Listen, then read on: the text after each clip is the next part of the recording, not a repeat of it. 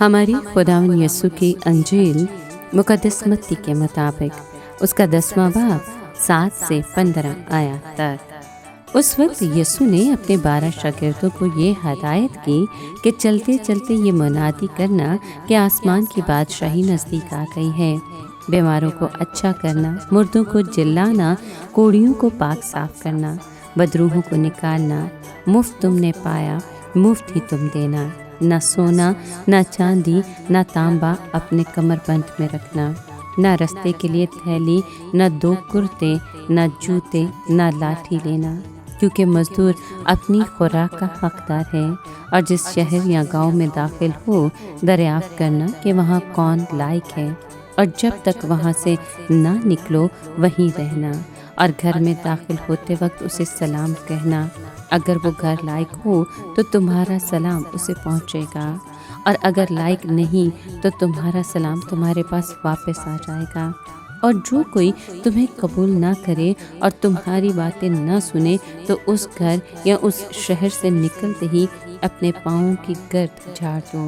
میں تم سے سچ کہتا ہوں کہ عدالت کے دن سدوم اور عمورہ کے علاقے کا حال اس شہر کے نسبت زیادہ قابل برداشت ہوگا۔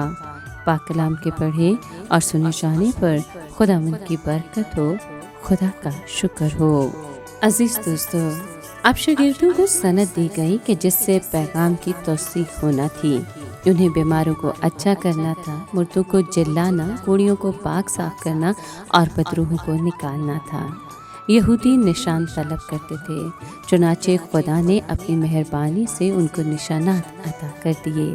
اور جہاں تک ان کے ماپ سے یعنی اجرت کا تعلق ہے، خداوند کے نمائندوں کو اپنی خدمات کے عوض کچھ وصول نہیں کرنا تھا۔ ان کو برکات بے قیمت ملی تھی اور انہیں بے قیمت ہی دوسروں کو دینا تھی۔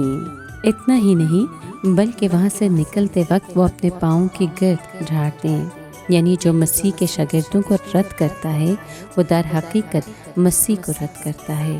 یسوع نے خبردار کیا کہ اس طرح رد کرنے کے نتیجے میں عدالت کے دن ان پر غضب نازل ہوگا اور ان کا حال سدوم اور عمورہ کے حال سے بھی بدتر ہوگا۔